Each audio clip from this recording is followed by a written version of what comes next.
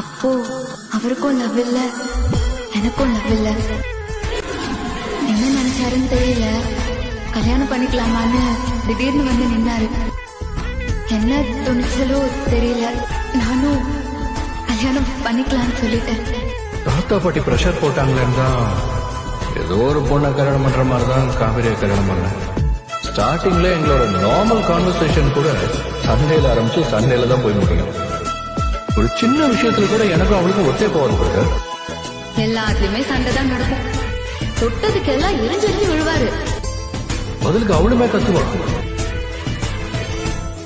என்ன இன்சைன்ஸ் தான் சொல்லுவாரு.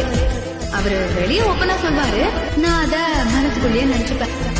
ஒரு வாட்டி வீட்டுல நடந்த பிரச்சனையில காவேரி சொல்லாம கொள்ளாம கொடைக்கானல் வரைக்கும் கிளம்பி போயிட்டாரு. அவ இல்லாத அந்த ஒரு நாள் எனக்குள்ள பயங்கரமா எம்ப்டினஸ் ஃபீல் பண்ண வச்சது. நான் அப்படியே அவர்கிட்ட கம்ப்ளீட்டா சரண்டர் ஆயிட்டேன்.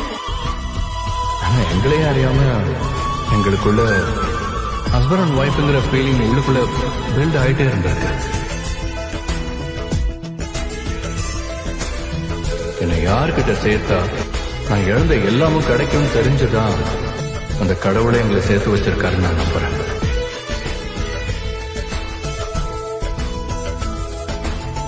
என்னால விஜய் இல்லாம இருக்கவே முடியாது. அவருதான் எனக்கு உயிர். என்னால காவேரி இல்லாம ஒரு நிமிஷம் கூட இருக்க முடியாது.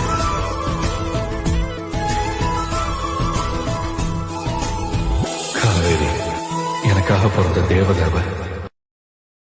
Download ShareChat.